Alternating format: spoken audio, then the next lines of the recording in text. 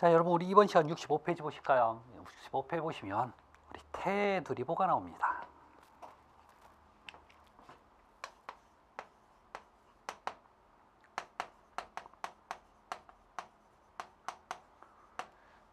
자, 이 개념을 머릿속에 두는데 상당히 좀 어려워하는데요.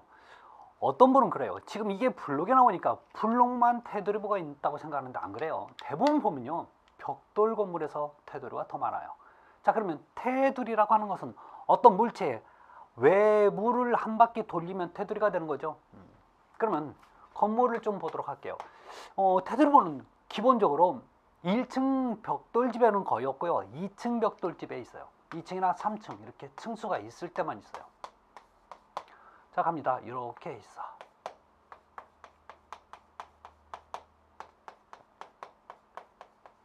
자, 이렇게 있을 때 가장 큰 문제점은 여러분 1층의 요 부분이에요. 1층 건물의 이 부분. 왜? 요 무게를 벽돌의 무게를 이 부분이 지금 감당을 하고 있거든요. 자, 그래서 벽돌이 막 밑으로 내려오니까 창문이 왔다 갔다 잘 안 움직이는 거죠. 이러기 위해서 여러분 뭘 설치했냐면 이렇게 창문이나 문 위에 이렇게 설치하는 걸 뭐라고 그랬어요? 인방 또는 윗인방, 인방보라는 표현을 썼었어요. 자, 그런데 얘는 창문만 이런 보강을 하는 목적으로 씁니다. 그런데요, 이 위층에 있는 모든 무게를 1층으로 자, 어떤 부분만 내려오는 것을 막기 위해서 설치하는 게 있어요. 어떻게? 볼까요? 제가 파란색으로 할게요. 자, 이렇게 해서 이 부분에 이렇게 아예 사면을 이렇게 돌아서 가게끔 철근 콘크리트 볼을 만들어요. 이 파란색 볼을 여러분 테두리보라고 얘기해요. 이렇게 테두리보를 만들면 모든 무게를 일단 이 보가 감당을 해줘요. 그래서 1층에 부분적으로 하중을 전달하는 게 아니라 골고루 똑같이 나눠줘요. 그래서 테두리보가 하는 역할은 상부 하중을 일체와 하나를 만들어서 화시켜서 자, 하중을 균등히 분포시키는데 그 목적을 가지고 있습니다. 두 번째, 자, 우리 보강블록체 같은 경우는 철근이 이렇게 오면 나중에 이 부분에 묻혀도 상관없어요. 그래서 세로 철근 또는 수직 철근에 정착의 위치가 되는 거죠. 세 번째, 다음에 이런 벽돌이라든지 블록은 균열이 가면 이렇게 갑니다. 항상 이렇게. 그렇죠? 이런 균열이 여러분 수평균열이라고 보지 마세요. 어차피 위에서 밑으로 내려왔죠. 이게 수직균열입니다. 그래서 수직균열 방지 또는 억제 목적을 가지고 있어요. 같은 얘기입니다. 자, 그래서 건물을 일체화시키는 거죠. 건물을 또 하나 뭐 튼튼하게 하는 그런 목적을 가지고 있는 게 테두리보의 목적입니다. 그러면 여기서 남아있는 문제는 그럼 얼마만큼 크게 얼마만큼 자, 적절하게 만들어야 하는지 그 크기를 얘기하는 거죠. 그래서 여러분 이 테두리보를 제가 옆에서 자른 그림을 보면 자, 보실래요? 이건 슬라브 바닥판입니다. 그럼 여기 벽돌이나 블록으로 이렇게 만들어졌을 거예요. 그럼 여기는 분명히 계구부가 존재를 합니다. 이렇게 계구부가 존재를 할 거예요. 이런 창문들이 여기 있는 거예요.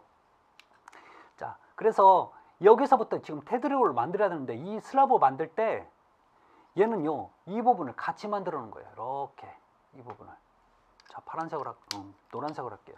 자, 이 부분을 이렇게 같이 만들어요. 우리가 보이는 건 이 부분이 보이는 거죠. 이 부분 파란색으로 이렇게 이 부분이 이렇게 보이는 거예요. 자, 문제는 여기서 여기까지를 무슨 표현을 쓰냐면 보의 높이라는 표현은 맞아요. 근데 보는 높이라는 표현 안 쓰고 뭐라고 쓰냐면 춤이라고 써요. 여러분 춤이라는 표현을 처음 듣는다고 생각하는데 안 그래요. 여러분 혹시 허리춤이라고 들어보셨나요? 순 한글이에요. 허리춤 들어봤네요. 밑에서부터 여기까지 높이. 우리 높이를 춤이라고 표현해요. 그래서 자, 보에서는 이 테두리보에서 우리가 봐야 될 건 요 춤입니다. 춤. 춤은 기본적으로 최소 300mm 이상으로 하거나 이 벽의 두께가 있을 거예요. 자, 그래서 두 번째는 이 내력벽 두께의 1.5배 이상으로 해야 되는 거죠. 이게 여러분 기본적인 조건입니다. 그래서 우리 교재도 이 얘기가 나와 있죠. 확인하시면 됩니다.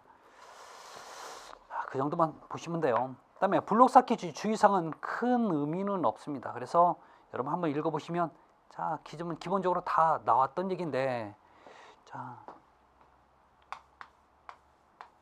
몇 가지 좀 더 얘기를 좀 해드릴게요. 자, 네 번째 블록 쌓기 시 주의사항.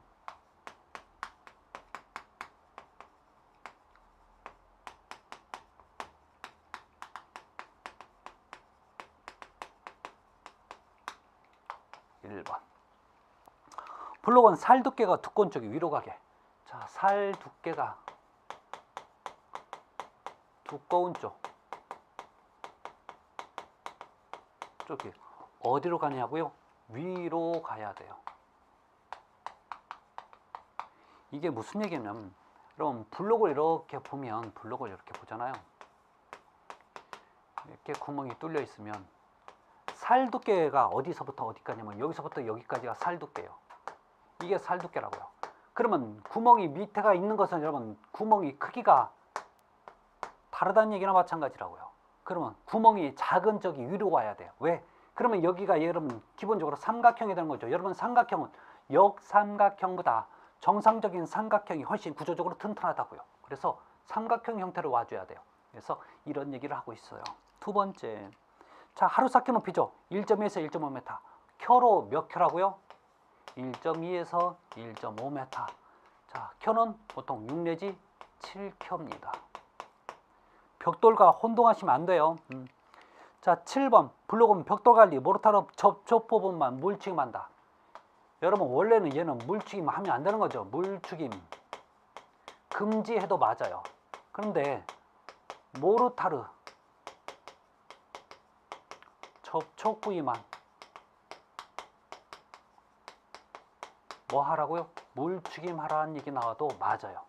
이게 무슨 얘기냐면, 어떻게 하냐면 벽돌 같은 경우는 호스로 그냥 뿌려요. 근데 블록 같은 경우에는 여러분 큰 붓이 있어요. 그 붓에 물을 죽여서, 아니면 붓이 없으면 빗자루 상관없어요. 자, 여기다가 톡톡톡 치면 이 부분만 여러분 지금 요 위에다 지금 모르타르가 요 부분에 지금 모르타르가 얹어질 거라면, 또 옆 부분에 얹어지면 여기다 빗자루나 붓 같은 걸로 물 죽인 다음에 촉촉촉 때려주면 이게 바로 물죽임이 되는 거예요. 어려운 얘기 아닙니다. 자, 네 번째 같은 얘기는 제가 했는데, 다섯 번째 볼까요? 모르타르나 그라우트의 비빔 시간은 기계빔을 사용할 경우 최소 5분 동안 비벼야 하며, 모르타르가 소량일 경우는 손비빔도 할 수가 있어요. 여러분 어떤 비빌 때 비빔은 어떤 게 가장 좋냐면 기계 비빔이 원칙이에요. 이게 원칙이라고요. 왜? 기계로 비비는 게 잘 비벼오잖아요. 손으로 비비면 여러분 지금 어때요? 문제가 생길 수도 있어요. 근데 소량 아주 작을 때는 뭐가 좋아요? 손 비빔도 가능하다는 얘기죠. 그래서 기계 비빔일 때는 최소 5분 이상 비벼야 된다라는 얘기가 나오고 있습니다. 자, 나머지 여러분 읽어보시면 큰 문제는 없을 것 같아요. 자, 그런데 12번 좀 잠깐 볼게요. 12번. 모르타르 강도는 블록 강도의 1.2에서 1.5배. 여러분 이 모르타르는 하는 역할은 접착제입니다.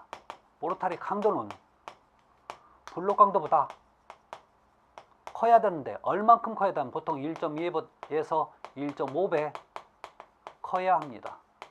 블록보다. 그래서 모르타르 강도가 더 커야 돼요. 왜? 본드잖아요. 본드가 커야 되는 거지. 블록이 커면 나중에 발로 차면 넘어갈 수밖에 없는 거죠. 이런 개념입니다.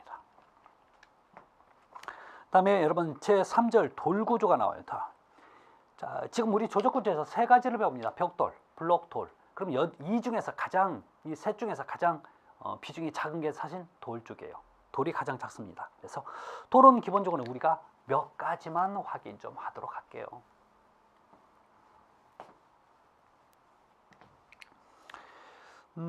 여러분 67페이지 보시면 그 돌에 관련된 얘기가 나오는데, 그 석재의 주 용도에서 1번에 화강암이 나와요. 여러분 돌 중에 비교적 가장 단단한 돌 중에 하나가 이 화강입니다. 그래서 얘는요, 자, 압축 강도가 커요.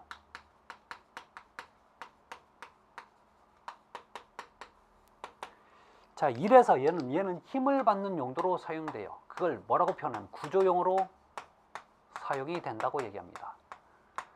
우리나라에서 아마 가장 많이 채석이 되는 게 이 화강 종류의 돌일 겁니다. 그래서 이 돌은 여러분 돌탑으로 쌓거나 왜 석탑 같은 거 있잖아요. 아니면 계단에 쓰면 전부 다 돌이 여러분 화감이에요. 그만큼 화감이 좋은 돌입니다. 근데 우리가 많이 쓰기 때문에, 많이 있기 때문에 좀 그렇게 좀 안 좋은 개념으로 보는데 아니에요. 굉장히 좋은 돌이에요. 자, 문제는 화감에서 여러분 알아야 될 게 뭐냐면 이것만 보시면 돼요. 얘는 열 또는 화재에 약합니다. 여기서 약하다는 얘기는요, 깨지는 거죠. 균열이라든지 파손이 생겨요. 얘 때문에 짝짝 갈라지는 거죠. 자, 다음에 6번째 보면 대리석이 나와요.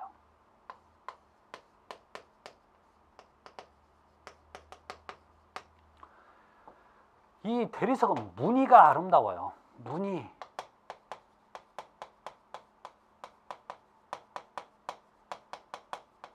이래서 이 대리석을 쓰는 건데 안타깝게도 이 대리석은 우리나라에는 채석이 안 됩니다.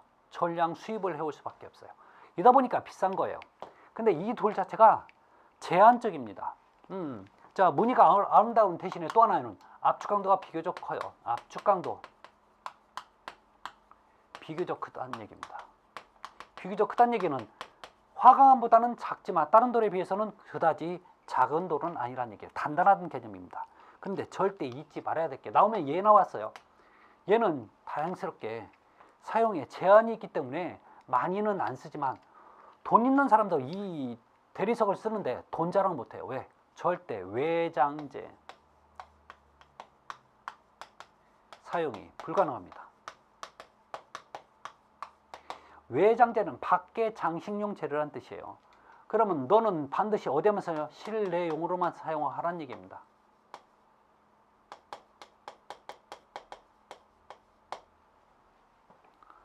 그럴 수밖에 없는 게 나중에 제가요, 햇빛이라든지 비에 노출되면 풍화가 잘 돼요. 조금 있으면 버석버석거려요.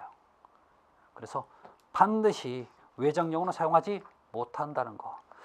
그 다음에 나오는 얘기가 뭐 돌 가공 순서라든지 뭐 여러 가지가 있는데 이거 다 필요 없어요. 우리가 봐야 될 건 여러분 페이지 69페이지 보면 자, 세 번째 건식 돌붙임 공사입니다.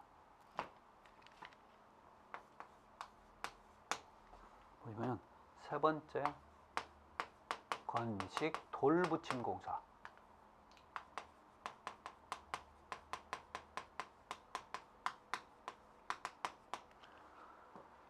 여러분 돌을 붙이는 방법은 기본적으로 어떤 재료를 쓸 때 물을 쓰냐 물을 쓰지 않냐에 따라서 두 가지 방식으로 구분합니다. 물을 쓰면 습식공법이라고 하고 물을 쓰지 않으면 건식공법이라고 합니다. 여기서 원하는 것은 지금 물을 쓰지 않는 건식공법에 대해서 얘기를 하는데요. 건식을 쓰면 뭐가 좋냐면 겨울철에도 할 수 있어요. 또 하나 큰 무거운 돌도 얘를 붙일 수가 있어요. 여러분 모르타르는 기본적으로 굳을 때까지 돌이 떨어질 거 아니에요. 그러면 누가 잡고 있어야 되는 거죠. 그래서 과거에 한번 보시면 돌을 붙일 때 큰 돌을 못 붙이고 요만한 돌을 붙였어요. 왜? 떨어지니까. 근데 요즘은 여러분 그 실내 1층 같은 데 가도 벽 같은 데 큰 돌을 붙이는 거죠. 그건 절대 모르타르가 못 붙이고 있어요. 뭐가요? 어떤 철물이 갖다가 얘를 꽉 잡고 있어. 물을 써요, 안 써요? 안 써요. 그러다 보니까 시험 문제는 이제 습식에 관련된 얘기보다도 이 건식 돌붙임 공사에서 문제가 출제가 됩니다. 많이는 아니지만. 그래서 자, 이 얘기를 좀 하는데 문제는 얘는 건식을 쓸 때는 여러분 뭘 쓰냐면 긴결철물. 혹시 다른 말로 연결철물이라고 하면 안 돼요? 상관없어요. 그게 그거야. 자, 그래서 이걸 뭐라고 얘기하면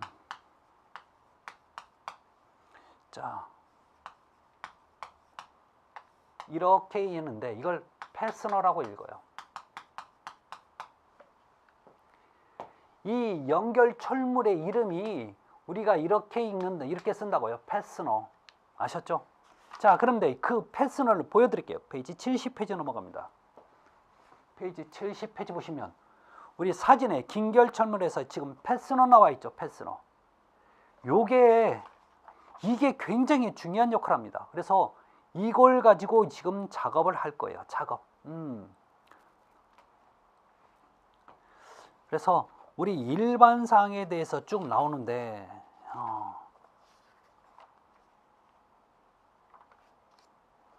나중에 여러분 희망수에 보면 이 패스너가 어떤 개념을 작용하는지 한번 보셔야 돼요. 자, 그러면 어떤 얘기가 한번 나왔었냐면 잘 보실래요? 이게 연결철물입니다. 얘는 어떻게 하냐면 이렇게 생겼어요. 자, 여러분 지금 사진을 보면 같이 똑같이 생겨서 똑같습니다.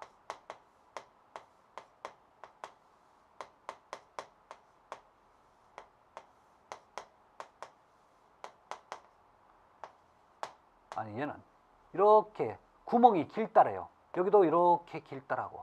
이걸 드릴로 구멍을 뚫어서 여기다가 앙카로 해서 얘를 벽에다 고정시켜요. 그러면 위아래로 높낮이 조절할 수 있게 이렇게 위치를 조절할 수 있게 길게 구멍을 뚫어놔요. 뚫어져 있죠? 자, 여기도 볼트를 해갖고 이렇게 하는데 왔다 갔다 움직일 수 있어요. 중요한 게 뭐냐면 여기 이렇게 쇠가 이렇게 해서 관통이 돼 있는데 이 쇠는요, 제가 뽑을 수도 있고, 자, 왔다 갔다 움직일 수 있어요. 아예 없앨 수도 있고. 근데 이 철사 촉이 굉장히 중요한 역할을 합니다. 어떤 역할을 하냐면 제가, 자, 이 벽인데 제가 돌을 이렇게 붙일 거예요. 돌을 붙일 겁니다. 문제는 뭐냐면 이 돌을 붙이는 역할을 하는 게 바로 얘라고요. 얘 이름이 뭐라고요? 패스너. 긴결철물 또는 연결철물이에요. 그러면 어떻게 고정하냐면 정확한 얘 위치가 이제 잡혀 있으면 얘를 갖다가 나 여기 할 거야. 그러면 이것을 조절을 해줘요. 우리 사진을 보면 얘가 약간 틀어져 있죠. 지금 틀어져 있는 이유가 이 높이 여기 벽과의 그 사이를 좀 조절하기 위해서 틀어놓은 거예요. 그러면 정확히 맞춰놨으면 요 끝에다가 얘를 살살 때리면 여기에 표시가 나요. 드릴로 구멍을 뚫어줘요. 드릴로 구멍을 딱 뚫고 나면 이 돌에 구멍이 뚫렸죠. 얘를 갖다가 톡톡 치면 이 구멍이 쏙 들어갈 거야. 그럼 얘가 못 움직여지는 거죠. 그래서 최소 2개 이상 이렇게 연결해주면 얘가 잡고 있어요. 못 움직여 고정이 됩니다. 자, 그 다음에 위에 할 때는 어떻게 하냐면 위에 할 때는 제가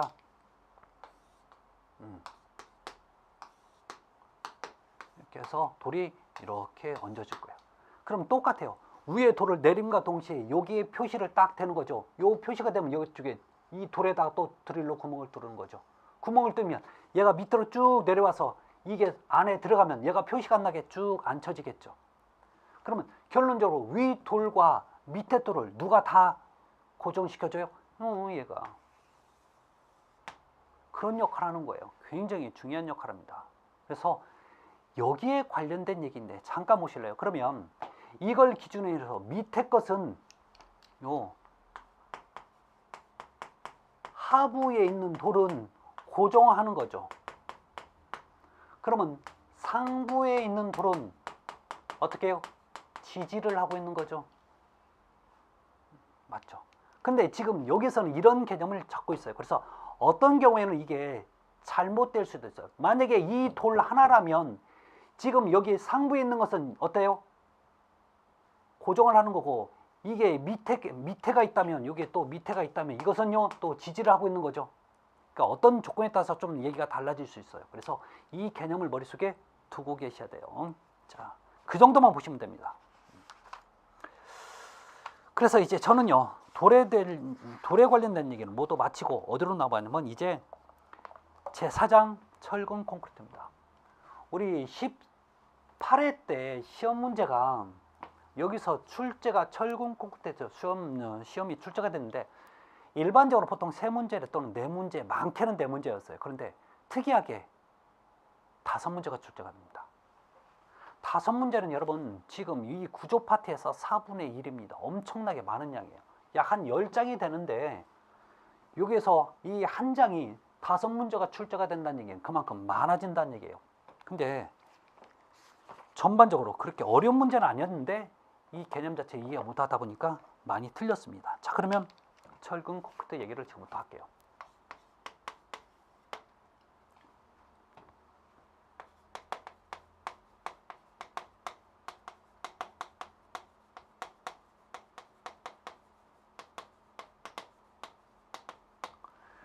철근 콘크리트 구조는 기본적으로 철근이라는 재료와 콘크리트라는 재료를 두 가지를 하나로 같이 했기 때문에 우리가 철근 콘크리트라는 표현을 씁니다.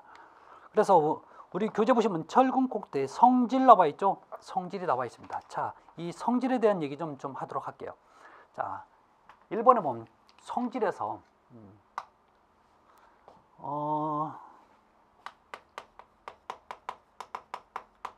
철근 콘크리트는 줄여서 제가 철콘이라고 씁니다. 아셨죠? 콘크리트의 성질. 그래서 철근 콘크리트를 줄여서 이렇게도 표현합니다. 철근 콘크리트. 콘크리트 약자를 또 이렇게 줄이는 거죠. 그래서 콘크리트는 저렇게도 제가 약자를 많이 쓰는데, 자, 알아두시기 바랍니다. 자, 거기서 1번에 보면 이런 얘기가 나와요. 1번에 철근 콘크리트 구조는 철근 콘크리트가 압축해, 철근은 인장력에 각각 정하는 구조이다. 자, 갑니다, 여러분. 이 철근은 쇠예요. 쇠는 제가 잡아당기잖아요. 잘 안 늘어나. 안 늘어나니까 이걸 뭐라고 표현하면, 여러분, 인장력이란 표현은 무슨 개념이냐면, 인장력. 제가 한번 설명 한번 드렸을 건데, 인장력에 대해서 얘기 좀 잠깐 좀 하자고요. 인장력은 부재의 축 방향, 이 방향입니다. 이게 축이에요. 이 축을 기준해서 제가 잡아당깁니다. 이러면 여러분 뭐가 생기냐면 인장이라고 얘기를 하는 거예요. 그런데 인장력이 크다라고 하잖아요. 인장력이 크다라고 얘기하면 이거 해석할 때 잘 늘어난다고 하면 큰일 나요. 완전히 정반대로 해석하시는 거예요. 인장력이 크다는 얘기는요, 안 늘어나고 안 늘어난다라고 해석을 하셔야 돼요. 중요한 얘기입니다, 이거. 자, 그러면 자, 이런 부재가 있는데 축 방향 항상 길이 방향이에요. 그러면 제가 위에서 이렇게 눌러줘요. 눌러주면 뭐라고 얘기하면 압축이 발생한다고 얘기합니다. 그러면 이건 압축력이라는 표현이죠. 그럼 압축력이 크다는 얘기는 이렇게 눌렀을 때 잘 깨진다, 안 깨진다? 안 깨진다. 안 깨진다라고 얘기해야 돼요. 중요하죠? 그러면 여러분, 철근은 잡아당겼을 때 잘 늘어나던가요? 안 늘어나. 결론, 그래서 철근은 인장력이 큰 거죠. 그다음에 콘크리트는 잘 깨져요, 안 깨져요? 안 깨져. 그래서 압축력이 또는 압축 강도가 크다라고 얘기합니다. 그러면 기본적으로 철근은 무슨 힘에 저항을 해요? 인장력에 버티는 거고, 자, 콘크리트는 압축, 이런 개념이 적용되는 거예요. 자, 다음에 두 번째, 철근과 콘크리트의 선팽창 계수가 거의 같다. 철근과 콘크리트의 선팽창 계수가 거의 같다 라는 얘기가 나오는데, 자, 이 얘기 좀 잠깐 할게요. 여기서 선팽창 계수는, 계수란 얘기는 여러분 숫자를 표현할 거예요. 숫자. 그런데 문제는 이 선팽창 계수라고 하는 게 뭐냐면, 여러분 온도에 의해서 늘었다 줄었다 하는 것을 숫자화 시킨 게 선팽창 계수입니다. 그러면 지금 이 얘기는 철근과 콘크리트가 온도 1도시당 늘었다 줄었다 하는 길이가 같다는 얘기예요. 아셨죠? 하나만 여쭤볼까요? 그러면 여름철에 뜨거울 거 아니에요. 철근과 콘크리트가 있어요. 어떤 게 잘 늘어나요? 철근이 잘 늘어난다면 어떻게 합니까? 같다고요. 여름철에 철근과 콘크리트가 늘어나는 길이가 같다고요. 이게 이 얘기예요, 이 얘기. 이러니까 보실래요? 철근이 콘크리트 안에 들어가도 늘었다 줄었다 하는 게 같다 보니까, 똑같이 늘었다 줄었다 하는 게 같다 보니까 얘가 분리가 안 되는 거죠. 그러니까 좋다는 얘기입니다. 그 얘기를 지금 여기서 하고 있어요. 자, 세 번째. 이 개념 시험 문제 안 나올 것 같죠? 기본적으로 잘 나오니까 잘 알아두셔야 돼요. 항상 이 얘기는 전제 조건으로 깔고 얘기를 많이 하니까요. 세 번째, 콘크리트 자체는 알카리성으로 철근의 부식을 방지하여 녹이 슬지 않는다. 여러분, 이 콘크리트는 알카리성을 띄어요. 알카리성입니다. 근데 이 알카리는요, 녹을 방지하는 성질을 가지고 있어요. 그러면 콘크리트를 막 타설하면요, 얘는 굉장히 강알칼리성을 가지고 있어요. 그래서 녹을 방지하니까 철근이 녹을 안 쓸면 그래 오래 가는 거죠. 비근한 예로 여러분 오래된 집을 부십니다. 자, 포크레인으로 부술 때 보면 철근이 그대로 나와요. 그대로 나온다니까요. 그만큼 콘크리트가 철근을 녹을 못 쓰게 잡아줬다는 얘기죠. 다음에 네 번째, 철근과 콘크리트는 부착 강도가 우수하다. 결론 뭐가 좋냐? 부착 강도가 좋아요. 이게 무슨 얘기가 되냐면 보실래요? 여러분 철근입니다. 콘크리트 안에 들어가요. 제가 잡아 당기면 안 빠지면 부착력이 좋다고 얘기해요. 빠지잖아요. 쏙 빠지면 부착력이 떨어진다고 합니다. 근데 대부분 철근은 콘크리트 안에 들어가서 잘 안 빠지거든요. 이래서 부착력이 좋다, 우수하다라는 표현을 지금 쓰고 있죠. 그래서 이 성질에 대해서는 여러분 꼭 정리를 잘 해놓으세요. 그 다음에 장점과 단점 여러분 한번 보시기 바랍니다. 설계 방법도 큰 의미는 없어요. 자, 그러면 본격적으로 넘어간 것은 우리 80페이지에 제2절 철근 공사입니다.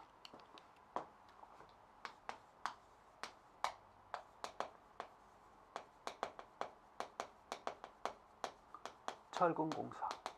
자, 먼저 철근 콘크리트에서 철근에 관련된 얘기를 먼저 하고 있는 거죠. 자, 기본 개념입니다. 1번 철근의 종류가 있어요. 철근도 여러 가지 종류 있어요. 자, 우리 교재 보시면 첫 번째 원형 철근이 있는데 원형 철근이에요. 이 원형 철근은 이 분필처럼 표면이 매끈한 거예요. 그래서 우리 교재 옆에 81페이지 보면 여러분 원형 철근 표면이 아주 매끄럽죠. 봉강 형태로 되어 있습니다. 그래서 이걸 영문으로 라운드바라는 표현을 써요. 그래서 얘는 표기할 때 이런 파일을 쓰죠. 표기할 때. 자, 두 번째 이형 철근이 있습니다. 자, 이형 철근 여러분 우리 교재 옆에 81페이지 보면 우리가 많이 봤던 철근이죠. 표면이 저렇게 울퉁불퉁합니다. 자, 그런데 이형 철근의 영문이 뭐냐면 디포메이드라고 써 있죠. 자, 이것을 사전 용어를 찾아보면 못생긴, 못난 이런 뜻을 가지고 있어요. 제가 볼 때는 멋있더만. 문제는 여러분 이 대문자 D를 써요. 이 대문자 D가 어떤 분은 다이아, 지름이란 뜻 아닙니다. 이형, 못생긴 이런 울퉁불퉁하다는 뜻이에요. 대문자 D를 써서 표기를 해서 우리가 무조건 숫자 앞에 대문자 D를 쓰면 이거 철근이란 뜻이에요. 아셨죠? 소문자 안 씁니다. 무조건 대문자 숫자 앞에다가 대문자 D를 쓰면 무조건 철근인데 이거 울퉁불퉁한 철근. 그래서 자, 이형 철근 10mm 이렇게, 이형 철근 13mm, 이형 철근 16mm 이런 식으로. 자, 그런데 원형 철근은 9mm, 12mm, 15mm. 그런데요, 이 철근과 이 철근은 서로 같은 철근이에요. 사이즈가 같은 거예요.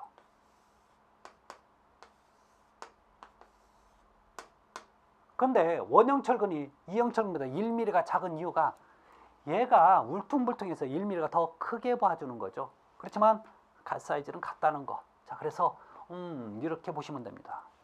다음에 자, 우리 교재 보면 세 번째 81페이지 세 번째 고장력 철근이 나와요.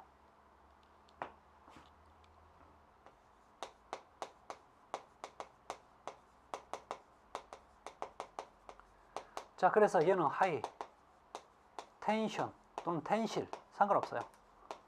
바 이렇게 표현하죠. 그래서 이 고장력 철근은 요 나중에 표기할 때 요 H 대문자를 써요. 그러면 고장력이라고 하는 것은 무슨 뜻이냐면 여러분 텐션, 즉 인장력이 큰 철근이란 뜻이에요. 여기 장이 크다는 뜻인데 인장이란 뜻입니다. 아셨죠? 인장력이 큰 철근. 그래서 일반 철근보다 얘는 잡아당기면요 정말 잘 안 늘어나요. 나중에 이 얘기를 좀 나중에 해드릴 겁니다. 자, 5번에 여러분 피아노선 나와 있죠. 이 피아노선 실제 피아노선이 아니에요. 피아노는 피아노에 있는 줄과처럼 얇은 와이어로프를 얘기하는 거예요. 이 와이어로프가 그만큼 힘을 많이 받는다는 얘기죠. 여섯 번째 용접 철망. 자,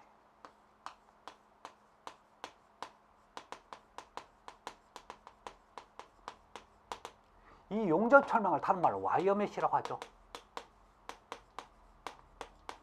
다 같은 얘기예요. 용접 강철망.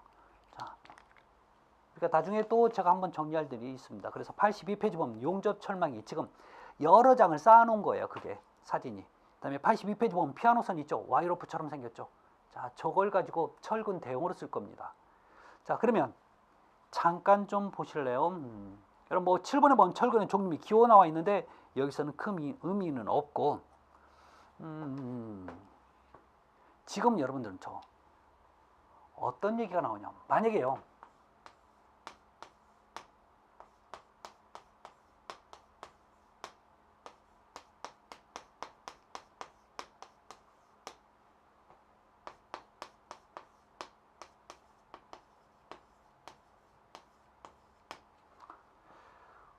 여러분들이 아마 도면을 보면 가장 많이 표기된 그 철근에 대해서 숫자가 이런 숫자들이 나와요.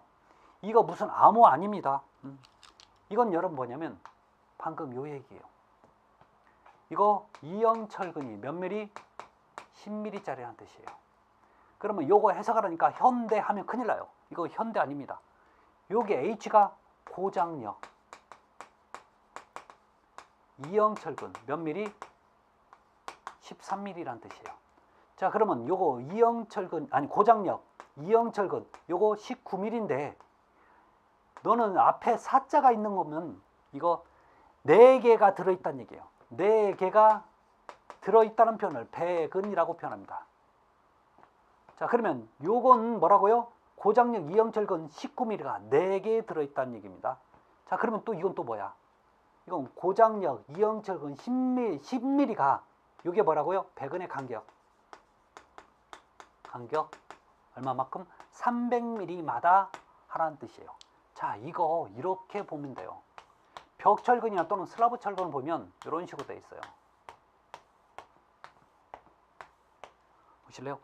이렇게 놓고 이렇게 표현한다. 그렇죠?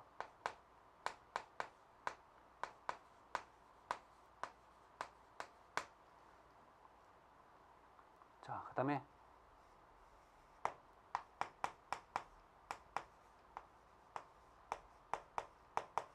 이렇게 이 뜻이 뭐냐면 여러분 요 철근들은 또 고장력 이형 철근 10mm를 300mm 여기 간격을 300mm마다 배근을 하고 너 이쪽으로 가는 철근도 여기다 표시해놨잖아요.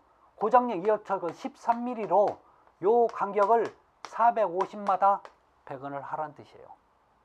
어려운 건 아니죠. 네. 그래서 이렇게 좀 봐주셨으면 좋겠습니다.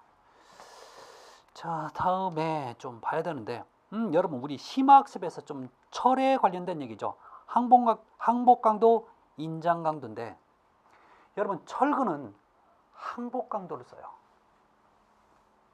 그러니까 항복이라는 얘기는 더 이상 못 버틴다는 얘기죠. 여러분 어느 정도 늘어난 상태에서도 철근이 버티는데 이 늘어나도 이제 더 이상 그냥 아무 힘이 없어도 막 늘어난 상태를 항복이라고 하죠. 그래서 항복인데 그래서 철근은 인장강도를 아니고 항복강도를 표현합니다. 근데 우리 철골에서는 인장강도를 표시해요.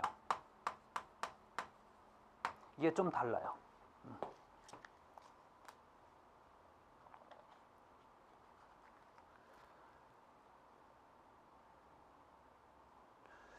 다음에 우리 교재 83페이지 보시면 뭐 철근의 상태에 대해서 나오는데 여러분 한번 읽어보시면 될 겁니다. 저는 3번에 이런 얘기가 나와요. 철근 및 용접 철망의 가공. 여러분 가공이라 하는 것은 굳이 자른다는 표현만 있는 건 아니에요. 굽힌다는 표현도 여러분 지금 가공인데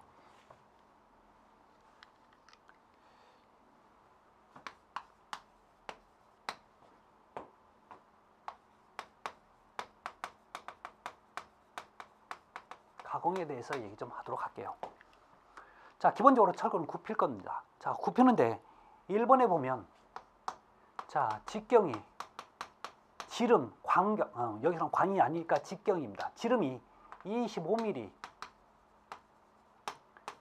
이하, 직경이 28mm 이상입니다. 자, 얘는요 상온 가공을 하는데 얘는 가열 가공을 합니다. 아셨죠?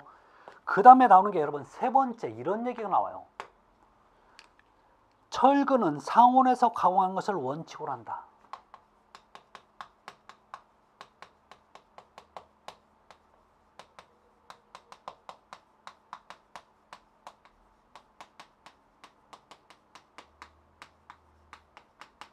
이렇게 원칙이라는 표현 나오는 거 정말로 주의해서 공부하셔야 됩니다. 자, 그럼 무슨 얘기냐면, 자, 25mm까지는 상온이라고 하는 것은 여러분 평상시 온도 있죠. 평상시 온도에서 내가 굽힐 거예요. 굽혀도 된다는 얘기예요. 그런데 28mm 넘어서부터는 굽힐 때 너 그냥 굽히지 말고 열을 가열해서 하라는 얘기예요. 이게 무슨 얘기냐면 잠깐 보실래요?